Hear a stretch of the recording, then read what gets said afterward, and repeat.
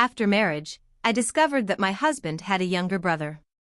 When we bought our marital home, his family didn't contribute a single cent. Now they want me to let his younger brother use it for his wedding. When I refused, my mother-in-law even suggested I vacate one room for them. I couldn't take it anymore and decided to kick their entire family out. In the end, I uncovered so many secrets hidden by my husband's family. Sunlight streamed through the large windows, casting golden hues across the luxurious living room carpet. I was sitting on the couch flipping through a magazine when the doorbell rang. I walked over and saw it was my mother-in-law.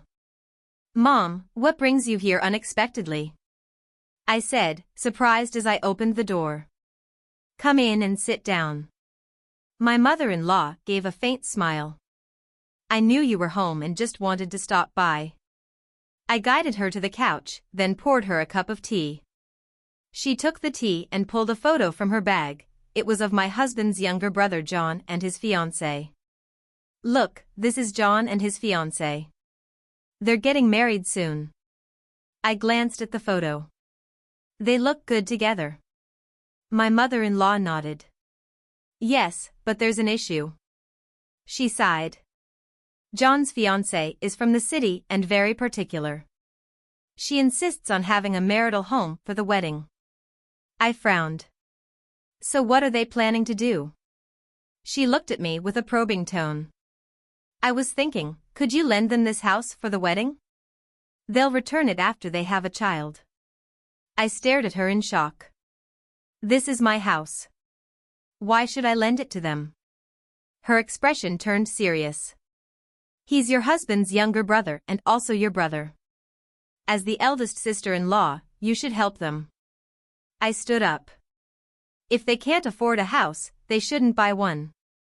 Right after college, on a sunny afternoon, I met Michael. He was a dark-skinned construction worker in worn-out work clothes, busy every day at the construction site next to our office.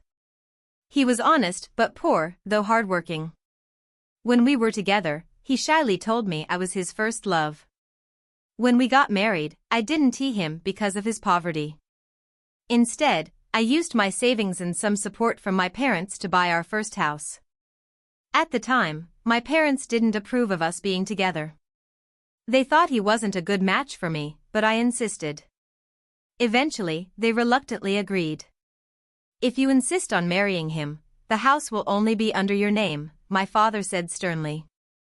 But life after marriage wasn't as wonderful as I imagined.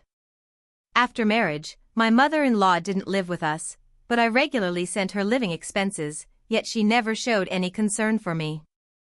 Her calls were relentless. Every time, her voice was filled with worry and anxiety, but all her care was for her son, Michael. "Michael, have you eaten? Are you dressed warmly?" she would ask every time. I tried to bridge the gap between us, but each attempt felt like hitting a wall. Her eyes always held suspicion and distance, as if I were an outsider who could never belong in her world. "Mom, Amelia is also your daughter-in-law. Can't you show a little care for her too?" Michael sometimes spoke up for me. My mother-in-law just sneered. "She's with you, not me. It has nothing to do with me." What shocked me even more was that I only found out after marriage that Michael had a younger brother.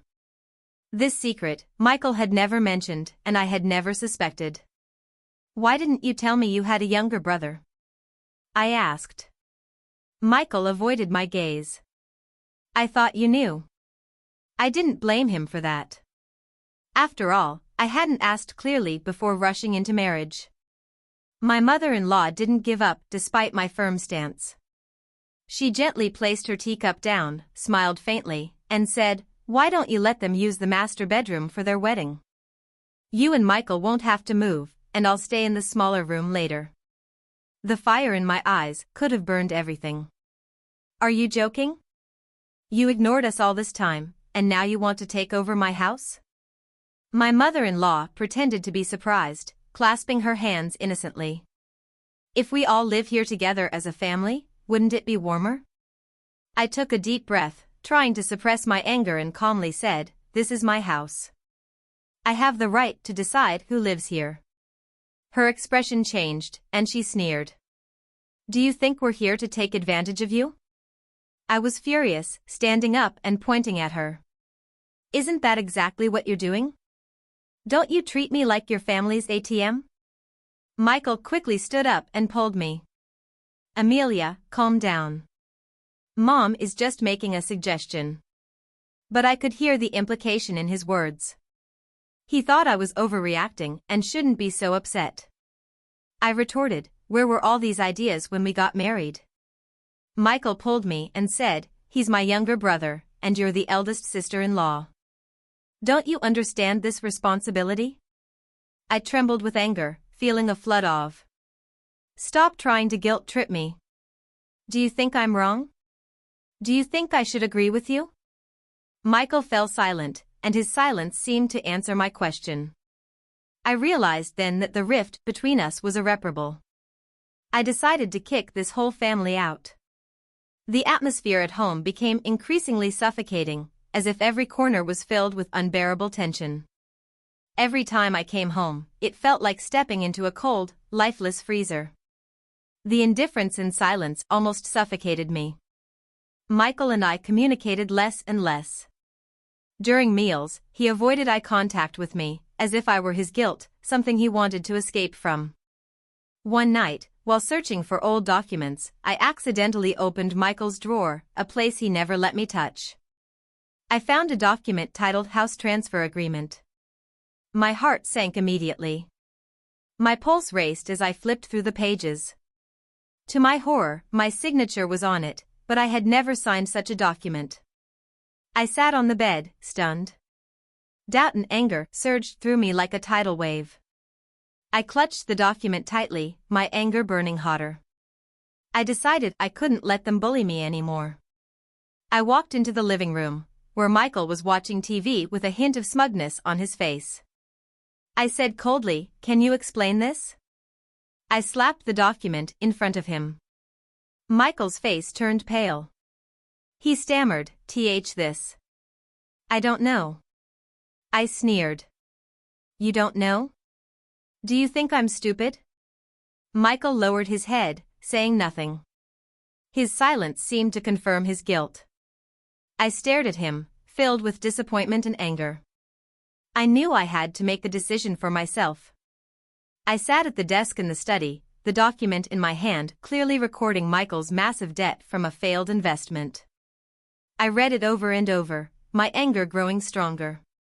This guy, I sneered, not only did he hide so much from me, but he also racked up so much debt.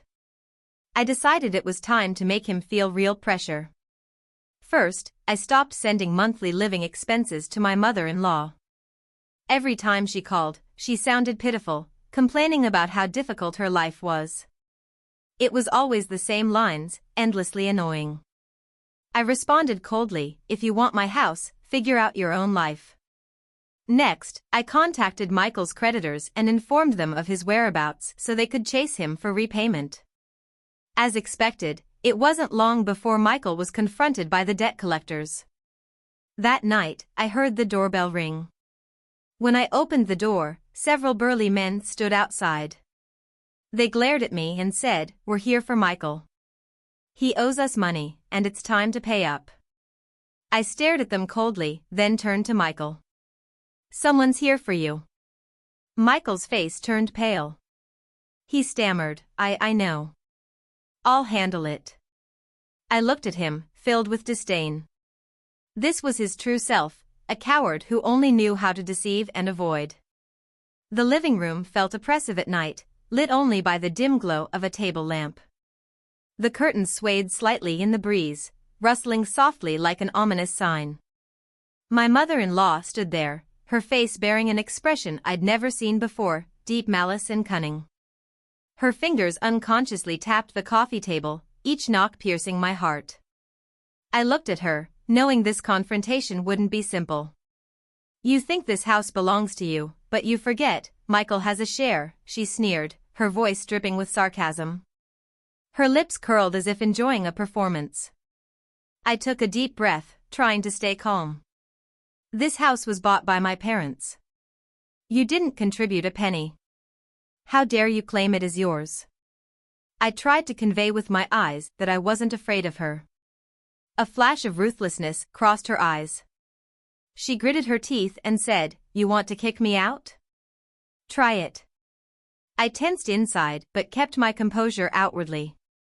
What, can't hide your true colors anymore? I taunted. She sneered. You think you can win? Let me tell you, you underestimate us. My anger blazed stronger. I knew this war was just beginning. My parents learned about the dispute between me and my mother-in-law and stormed into my house in fury. Before the door was fully open, I could already feel the rage radiating from them, as if it could burn everything. My parents walked in, their faces grim. My mother's eyes were filled with flames, ready to erupt at any moment. As soon as my mother entered, she started speaking. This house is my daughter's premarital property, registered solely in her name. How dare you think you can move in?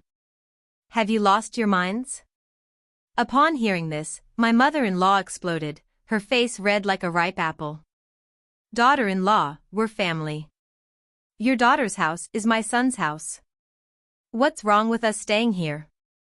My father sneered, his lips curling with disdain. Your family hid the existence of another son until after the marriage. How dare you say this? My mother shot my mother-in-law a dismissive glance. Let me tell you, this house isn't for rent. Seeing this, my mother-in-law burst into tears, sobbing loudly. I'm doing this for my son, for this family. My father's gaze was icy. He stared at her and said coldly, "This is my daughter's house, not yours." My mother-in-law cried louder, trying to gain sympathy through tears. But when I looked into her eyes, I was shocked. Behind her tears, there was a hint of triumph and cunning. My mother gripped my hand tightly, her palms sweaty. Amelia, don't be afraid. We're here for you. I nodded, took a deep breath, and prepared to face the storm ahead. My father angrily pushed my mother-in-law and Michael toward the door, throwing their belongings out. You shameless people, how dare you stay here? His voice was filled with anger and disdain. My mother-in-law's voice rose, her face red with fury. What do you mean? How dare you treat us like this? Her eyes were filled with confusion and anger. My father looked at her calmly, his eyes revealing disdain. This is my daughter's house. You're not welcome. Forced to the doorway, my mother-in-law suddenly stood up, her eyes filled with madness and hatred. Your family has gone too far. She pointed at me, her voice sharp. You think you've won? Let me tell you, I won't let you off easily. I stared at her, my heart racing, and retorted, I'm waiting. She continued, her voice threatening. Everything you have belongs to me. Your money, your property, even your life, it's all mine. My father pointed at her and cursed. Don't push your luck. Dare to touch a hair on my daughter's head, and see what happens. My mother hugged me tightly. Don't be afraid, Amelia. I took a deep breath and watched her retreating figure. My parents were my eternal safe haven. After this incident, instead of blaming me for my choices, they comforted me endlessly. There's a saying I agree with, if your parents don't want you to marry someone, don't do it. I found Sophia, John's fiancée's contact information, thinking, this family doesn't deserve a daughter-in-law. I met Sophia in a park. The sun was shining brightly that day, but my mood was clouded. After sitting down, I studied her carefully. Her eyes, her smile, they reminded me so much of myself when I insisted on marrying Michael. Sophia, I called her softly. Do you know anything about John's family? She blinked, looking confused. What things? I sighed. Sophia, I know you might not believe me, but I want to tell you the truth about this family based on my own experience. Before I finished, tears were already rolling down my cheeks. Sophia held my hand tightly, concern flashing in her eyes. Tell me. I'm listening. I took a deep breath and told her everything I knew. With every word, Sophia's face grew paler. How is this possible? Sophia's voice trembled. How could I not know after dating John for so long? I patted her back gently. I just found out recently. Before marrying Michael, I was as clueless as you. Sophia suddenly stood up, her eyes filled with anger. I can't be with him anymore. I can't have any connection with this family. I nodded. I understand. Sophia pulled out her phone and dialed John. We're breaking up. I'm not getting married. Her voice was resolute. John on the other end was clearly shocked. What are you talking about? I said, we're breaking up. Sophia repeated. Your family's scandals, I'll make sure everyone knows. After hanging up, Sophia took a deep breath. Thank you, Amelia, for telling me the truth. At least I haven't registered the marriage yet. I smiled faintly. It's the least I could do. When I returned home, it was completely dark outside, with only the dim glow of streetlights. Suddenly, a shrill voice pierced the night's silence, like shattering glass cutting through the air. Give me back my daughter-in-law. My mother-in-law's voice was tearful but filled with anger and malice. I walked to the window and saw her standing at my doorstep, her fists clenched, her body trembling slightly with extreme agitation. Her eyes were red and swollen, as if she had been crying, but now they were filled with resentment. Michael and John stood on either side of her, looking awkward and uneasy.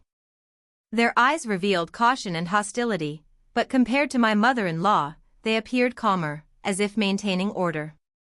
I opened the window, and the cold wind hit my face, carrying away some of my fatigue. I took a deep breath, trying to calm myself, then spoke. What do you want? My mother-in-law pointed at me, her lips twitching. You took my daughter-in-law. I want her back. Her voice was filled with unwillingness and anger. I sneered. She left voluntarily. It has nothing to do with me. Solve your own family problems. Michael tried to step forward to mediate but was pushed away by my mother-in-law. You useless fools, she cursed, her voice filled with contempt. I looked at her calmly. If you're here just to cause trouble, then leave. I don't have time for this. My mother-in-law glared at me furiously. You'll regret this. I smiled faintly. I'm waiting. John seemed to want to say something but was stopped by Michael, who shook his head slightly, signaling him to stay quiet. The three of them turned and left angrily, their steps heavy with frustration. I watched their retreating figures, my heart filled with mixed emotions, but mostly determination. I knew I had done the right thing. Sunlight streamed through the windows, forming a bright spot on the living room carpet. The doorbell rang. The sound was urgent and sharp, like an alarm, making my heart tighten. I wondered, who could be so rude? I walked to the door, took a deep breath, and opened it. I silently prayed it wasn't trouble. Several burly men stood outside, their eyes revealing a hint of sharpness, as if ready to explode at any moment. I silently hoped it wasn't bad news. Are you Amelia? One of them asked, his voice low and authoritative, as if interrogating a suspect. I nodded, trying to appear calm. What do you want? He pulled a document from his pocket and thrust it in front of me. Your husband owes us money. Last time he said he'd repay, but we haven't seen a penny. Aren't you responsible for his debts? I sneered. Let me tell you, Michael and I are divorced. He owes me more than he owes you. If you see him, let me know. I need to educate him properly. At first, the loan sharks didn't believe me. A fat man immediately retorted, don't lie to us. You two are definitely in cahoots. I widened my eyes. Wasn't it me who reported him to you last time? Have you forgotten? The loan sharks exchanged glances. One of them suddenly remembered. That's right. It was you who called us that day. Another man chimed in. Every time we come looking for Michael, he's with a different woman. No money to repay debts, but plenty to flirt with women. Finally, we reached an agreement. If I saw Michael, I'd call them. After the loan sharks left, I kept replaying their words in my mind. Wasn't I Michael's first love? What did they mean by other women? I quickly called a classmate who works at the police department and asked him to investigate this family's information. He told me there was no record of Michael's household registration in the city. I immediately felt something was terribly wrong. In the study, I sat in front of the computer, my heart racing as I reviewed the information on the screen. Each line of text and every picture felt like a sharp knife, piercing deep into my heart. I clicked into a forum where many women had posted cries for help, all describing experiences similar to what I'd endured with Michael and his mother. As I read through their posts, a whirlwind of emotions overwhelmed me. I realized I wasn't their only victim. Suddenly, I stumbled upon some fabricated marriage information, photos of Michael with other women, and even a few with his mother. Though the images were clearly photoshopped, Michael's face was unmistakable. I decided to compile this evidence and expose it to the public. I knew this could bring trouble, but I couldn't let more women fall prey to them. I opened a new document and began organizing the material. Every word, every image, was proof of their crimes. I wanted the world to see their true colors and hold them accountable. Once I shared the post, the internet erupted. Every major social media platform buzzed with discussions about the scandal. Facebook, WhatsApp, TikTok, almost every trending page was flooded with this story. I clicked on a trending hashtag and saw thousands of comments pouring in. I hadn't expected such an overwhelming response. My phone buzzed non-stop with notifications, comments, and likes flooding in like a tidal wave. I could barely keep up. "This is shocking, I can't believe it," one person commented. "This family is absolutely despicable," another wrote angrily. Many victims came forward, accusing Michael's family of their crimes. They shared their stories in the comments, each one heartbreaking. As I read through them, my emotions churned. Some talked about being scammed out of money, others about emotional manipulation, and still others about being pressured into having children. Each comment felt like another stab to my heart. The courage of these women inspired even more people to speak out and expose the family's atrocities. I saw many unfamiliar names, but their stories mirrored mine. The media jumped on the story, and Michael's family became public enemies. News outlets, TV shows, and radio stations covered the scandal, exposing their misdeeds to the world. They had nowhere left to hide. Suddenly, my phone rang. It was Sophia. "Amelia, I saw your post." Sophia's voice trembled with excitement. "You did the right thing. It feels so good," she exclaimed. "I truly admire your bravery, you know that?" I smiled. "Thank you, Sophia. We're all victims here. We can't stay silent anymore." The commotion downstairs grew louder, reaching my apartment. I opened the window and saw a crowd gathering below. Michael's mother stood in the middle, her shrill voice cutting through the neighborhood. "Amelia, you ungrateful wretch." Her nails dug into her palms, every word laced with venom.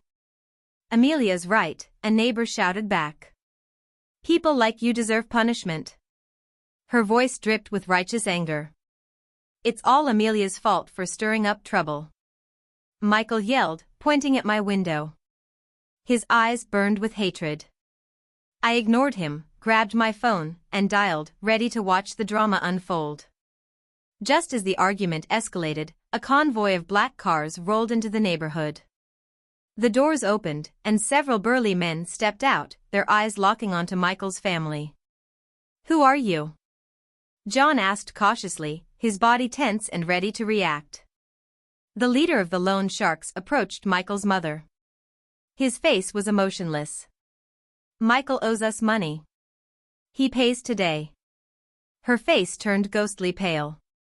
We can negotiate," she stammered, clutching her clothes tightly. "No negotiation," the leader cut her off coldly. "Pay now or come with us." His voice was icy, devoid of empathy. Michael and John tried to resist but were easily subdued by the men. In full view of the crowd, Michael's family was dragged into the cars, which sped away from the neighborhood. The crowd began to disperse, some murmuring amongst themselves, others shaking their heads in disbelief.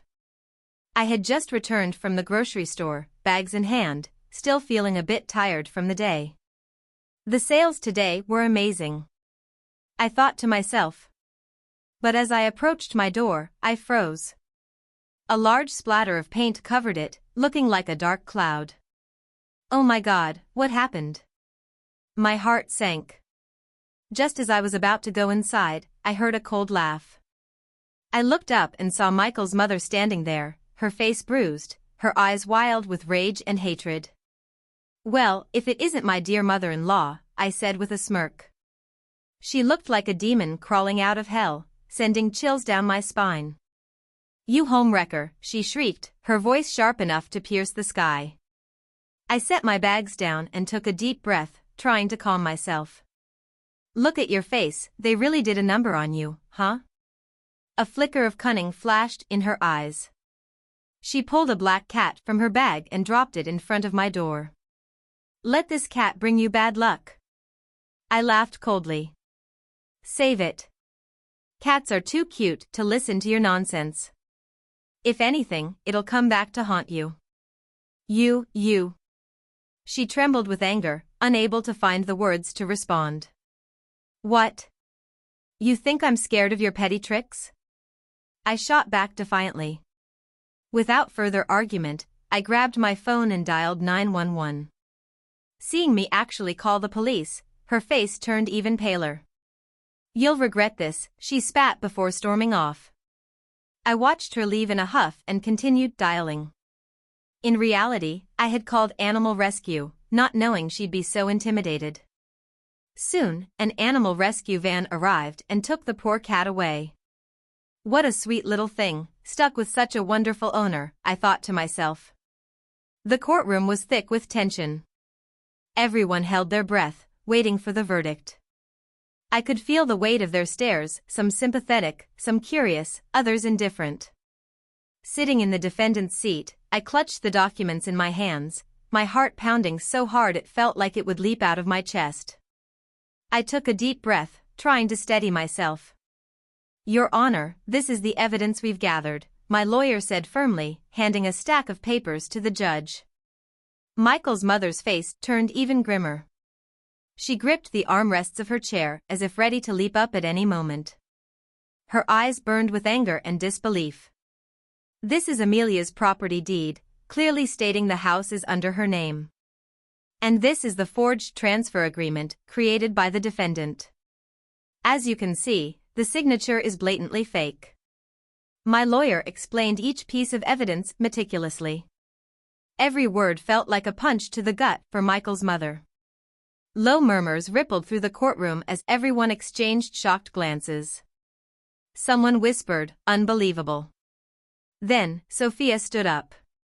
Looking directly at the judge, she declared, "This family has been scamming innocent women with fake identities." Michael's mother's face turned ashen. She bolted to her feet, sobbing loudly. "Your Honor, I did it for my son, for our family." Her voice cracked with tears, but it carried more anger than sorrow. The judge frowned. "The facts are clear. Your actions constitute serious illegal activity." I looked at Michael's mother, my heart heavy but resolute. I knew I had to seek justice for myself and the other victims. I wouldn't let them hurt anyone else. Sunlight streamed through the courthouse doors as I walked out, my steps still weighed down by the gravity of the moment. A swarm of reporters rushed toward me, microphones and cameras in hand, their eyes gleaming with anticipation, as if I were the grand prize in their hunt. "Ms. Amelia." A young reporter shoved his microphone almost into my face. "Can you tell us how you're feeling right now?" I took a deep breath and met his gaze with unwavering determination. I'll just say this, the truth always comes to light, and I've never regretted my decision to pursue it. Will you forgive them? A female reporter asked, her tone sharp with curiosity. I glanced around at the lenses and eager eyes before answering. I just hope they receive the punishment they deserve. As for forgiveness, that's something they'll need to seek from many, not just me. The reporters pressed for more, but I turned and walked away, my hair billowing in the wind. I wanted to go home and reclaim the real me. At home, everything seemed normal, yet the air carried an unfamiliar chill. I sat on the couch, the cool hardness of the remote in my hand, as the news detailed Michael's family's crimes. Each detail stirred a mix of emotions within me. It was time to start over, for myself. Sophia and I, brought together by that unpleasant incident, unexpectedly became inseparable friends. Even more surprising was our decision to open a flower shop together. The shop was filled with the fresh scent of flowers, each bloom telling its own story. Sophia and I were busy arranging a bouquet. She held a bunch of white roses, her eyes sparkling with excitement. Amelia, what do you think of this? I studied it carefully and smiled. Add some baby's breath, it'll add depth and make it dreamier. Sophia nodded, playfully pinching my nose. You always know how to make bouquets perfect. I pretended to glare at her. That's because I have an amazing assistant like you. As we chatted and worked, the shop brimmed with life. Whenever customers walked in, Sophia and I greeted them warmly, recommending the perfect bouquet for their needs. Amelia, do you remember when we first met? Sophia suddenly asked, a mischievous glint in her eye. I thought for a moment and feigned seriousness. Of course. You were such a shy girl back then, your face red as an apple. Sophia giggled, covering her mouth. I'm still that girl, but now I have an amazing sister like you. I looked at her, gratitude swelling in my heart. Thank you for always being there for me, for being my strength. Business at the flower shop blossomed, and I decided to expand by offering floral design classes. Sophia fully supported the idea. This way, we can spread beauty to even more people. I nodded. Yes, we want more people to experience the charm of flowers and the bond we share. Later, news came from the prison. Michael had taken his own life. I was stunned, my phone nearly slipping from my hand. My heart raced, and I could hardly believe what I'd heard. As I was still reeling, my phone rang again. It was Sophia. I answered, her voice tinged with urgency. Amelia, have you heard? I took a deep breath. Heard what? Try to calm me down first. They say Michael was targeted by loan sharks. Her voice quivered. My heart skipped a beat. What? Are you sure? I'm not certain, Sophia admitted, taking a shaky breath. But some say the loan sharks were furious he hid in prison to avoid paying. They took matters into their own hands. A chill ran down my spine. That's insane. Not long after, more news came about Michael's mother. Unable to cope with the trauma, she had gone mad. According to the guards, she wandered the prison muttering incoherently, her hair disheveled and eyes vacant. John didn't fare much better. A powerful inmate had taken a liking to him, wanting him as his personal companion. John lived in constant fear, walking on eggshells every day. This family truly reaped what they sowed. Inside the flower shop, sunlight filtered through the glass windows, casting a soft glow on the colorful blooms. The air was infused with a delicate floral fragrance. I stood there, holding a nearly finished bouquet. Each flower had been carefully chosen because this wasn't just any bouquet, it was the one I'd made for my own wedding. Amelia, are you really going to marry him? Sophia walked in, her expression incredulous. I looked up and smiled. Yes, he's the man who truly respects and cherishes me. Sophia sighed. Your relationship developed so quickly, but seeing how happy you are, I'm at peace. On my wedding day, my friends and family celebrated with joy. Dressed in my white gown, I walked down the aisle, and everyone said I was the most beautiful bride. Amelia, you look absolutely stunning today. Sophia approached, her eyes glistening with tears. I'm so envious of you. I smiled and handed her my bouquet. Here's to hoping the next lucky one is you. The flower shop continued to thrive, especially the floral design classes, which were always packed. Through my efforts, I hoped to spread beauty and joy to more people, helping them appreciate the wonders of life.